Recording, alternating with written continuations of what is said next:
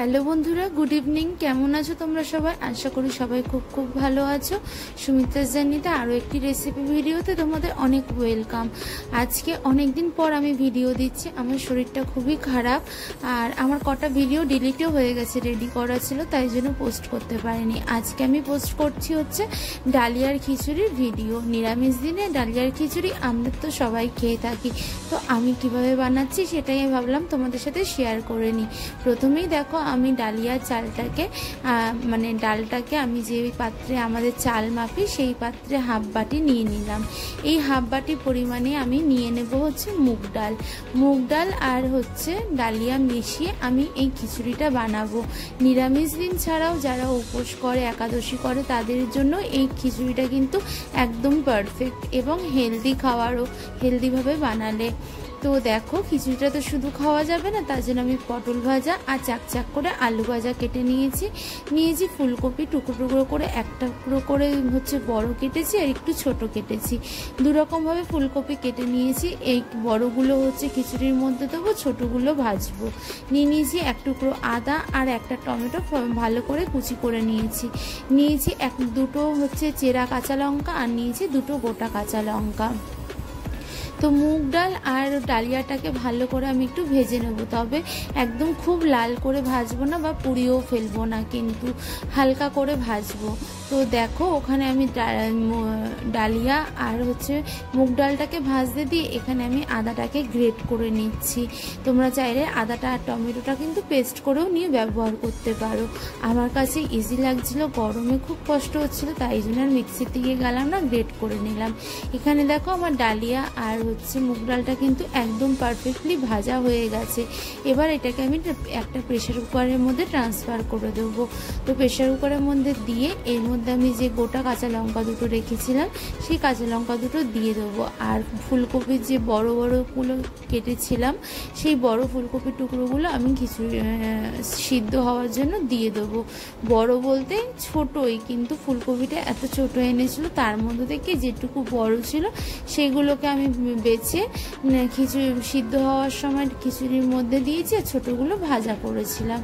তো দেখো, পরিমাণ মতন জল আর দিয়ে দেবো হচ্ছে পরিমাণ মতন লবণ, ডালিয়াটা মুগ ডালটা সিদ্ধ হওয়ার জন্য।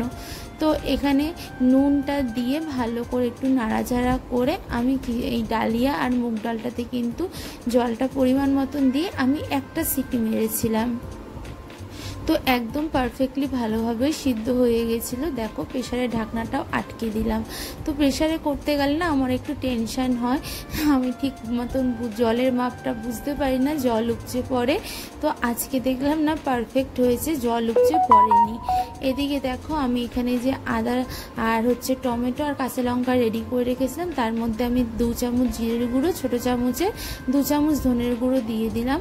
দিয়ে দেবো হচ্ছে স্বাদ অনুযায়ী চিনি তো সব রান্নাতেই দিই, তোমরা জানো। আর দিয়ে দেবো স্বাদ অনুযায়ী লবণ, আর দিয়ে দেবো হচ্ছে পরিমাণ মতন হলুদ গুঁড়ো, আর হাফ চামচেরও একটু বেশি মতন লঙ্কার গুঁড়ো। যেহেতু আমরা খুব বেশি ঝাল খাই না, আর এই লঙ্কার গুঁড়োটা না প্রচণ্ড ঝাল, তাই জন্য হাফ চামচের একটু বেশি হচ্ছে লঙ্কার গুঁড়ো দিলাম।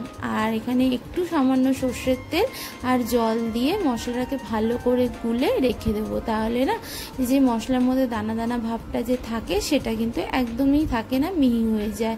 এবার ওই ফুলকপির যে ছোটো টুকরোগুলো রয়েছে, পটল আর আলুটা যে ভাজবো তার মধ্যে নিয়ে নিলাম। শুধু তো খিচুড়ি খাওয়া যায় না, তার সাথে কিছু ভাজা লাগে, তাই জন্য পটল আর এরকম চাক করে আলু ভেজেছি। দেখবে খিচুড়িতে লম্বা লম্বা আলু ভাজার থেকে এরকম চাক আলু ভাজা কিন্তু বেশি ভালো লাগে। তো এখানে আমি লবণ আর হচ্ছে পরিমাণ মতন হলুদ গুঁড়ো আর সামান্য একটু লঙ্কার গুঁড়ো দিয়ে আমি ভাজাগুলোকে ভালো করে মেখে নিলাম। আর ওদিকে প্রেশারে হচ্ছে সিদ্ধ হচ্ছে মুগ ডাল আর হচ্ছে ডালিয়াটা।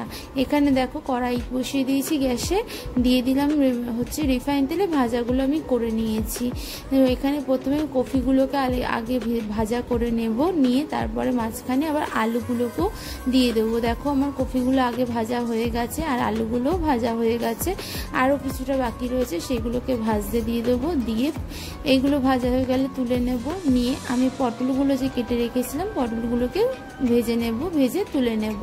তো তোমরা বন্ধুরা যে যেখান থেকে আমার ভিডিওটা দেখে দেখো প্লিজ প্লিজ প্লিজ আমাকে একটু সাপোর্ট করো। তোমাদের সাপোর্ট, তোমাদের ভালোবাসা আমাকে এতটা পথ নিয়ে এসছে। তোমরা পাশে থাকলে আমি অনেকটা দূরে এগোতে পারবো।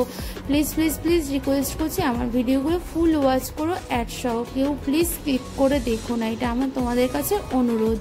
আর দেখো এখানে ডালিয়াটা পুরো ভালো মতন সিদ্ধ হয়ে গেছে, একটুও জল বেশি হয়নি বা নিচেও লাগেনি। দেখো কি সুন্দর করে একদম সিদ্ধ হয়ে গেছে। এবার হচ্ছে মশলাটাকে কষিয়ে ডালিয়ার মধ্যে দিয়ে দিলেই হবে। এই দেখো কড়াইটা আমি আবার গরমে বসিয়ে দিয়েছি। কড়াইয়ে যে রিফাইন তেলটা ছিল তার মধ্যেই আমি ভাজার তেলটার মধ্যে আমি মশলাটাকে কষিয়ে নেব। দিয়ে দিলাম কড়াইয়ে প্রথমে দারচিনি, এলাচ, লবঙ্গ ফোড়নে, দিয়ে দিলাম 2টো শুকনো লঙ্কা ফোড়নে, আর দিয়ে দিলাম 2টো তেজপাতাও ফোড়নে, এই 4 টুকরো করে। আর দিয়ে দেবো হচ্ছে সাদা জিরে। সাদা জিরে আমি ফোড়নে দিয়ে দেবো। দেখবে খিচুড়িতে তো সাদা জিরে দিলে না খুব সুন্দর গন্ধ লাগে। তো এই সমস্ত ফোড়নগুলো ভালো করে ভাজা ভাজা হয়ে গেলে যখন একটা সুন্দর গন্ধ বেরোবে তখন আমি আগে থেকে রেডি করে রাখা টমেটো কুচি, আদা গ্রেট করা, জিরের গুঁড়ো, ধনের গুঁড়ো, হলুদ গুঁড়ো, লঙ্কার গুঁড়ো, লবণ, মিষ্টি দিয়ে যে মশলাটা তেল দিয়ে সর্ষের তেল সামান্য আর জল দিয়ে রেডি করে রেখেছিলাম সেটাকে আমি দিয়ে দিলাম। এবার ভালো করে মশলাটাকে কষিয়ে নিতে হবে। মশলাটা যতক্ষণ পর্যন্ত কষাবো যতক্ষণ না কাঁচা গন্ধটা চলে যায়, মশলাটা থেকে তেল ছাড়া পর্যন্ত কষিয়ে যেতে হবে। তো সবাইকে রিকোয়েস্ট করছি আমার ভিডিওগুলো প্লিজ স্কিপ না করে ফুল ওয়াচ করো। আর দেখো এখানে ডালিয়ার মধ্যে আমি একটু জল দিয়ে দিচ্ছি, কারণ একদম তো শুকিয়ে গেছিলো। তো যে যতটা পাতলা পছন্দ করো সেরকম পরিমাণেরই জল দেবে, আমিও সেরকম পরিমাণেরই জল দিয়েছি। এখানে যে কফিগুলো দিয়েছিলাম না, কফিগুলো প্রায় গলেই গেছে। দেখো একটা তাও আমি তুলে দেখানোর চেষ্টা করছিলাম, তো কফিগুলো গলেই গেছে প্রায়। আর এখনকার কফি তো বোঝোই, শীতকালে যেমন বড় কপি পাওয়া যায়, এখন তো সেরকম কপি পাওয়া যায় না। তো আজকেই বর নিয়ে এসেছিল বাজার থেকে। তো এখানে দেখো আমার মশলাটা কষানো হয়ে গেছে। আমি এবার মশলাগুলোকে হচ্ছে প্রেশার কুকারের মধ্যে ঢেলে দেব, দিয়ে ডালিয়াটার সাথে ভালো করে মিশিয়ে দেব। মিশিয়ে দেওয়ার পরে এত সুন্দর একটা গন্ধ আমার ঘরে মম করছিল না, মনে হচ্ছিল যেন ভোগ বানানো হচ্ছে। তো খুব সুন্দর স্মেল ছাড়ছিল আর খেতেও কিন্তু খুব ভালো হয়েছিল। তো আমার তো শরীরটা ভালো না, বললাম আমি কদিন ধরে ঠিক মতন খাওয়া দাওয়াও করছি না। আর দেখেছো এক ঝলক আমাকে দেখালাম আমি কি পরিমাণে ঘেমেছি।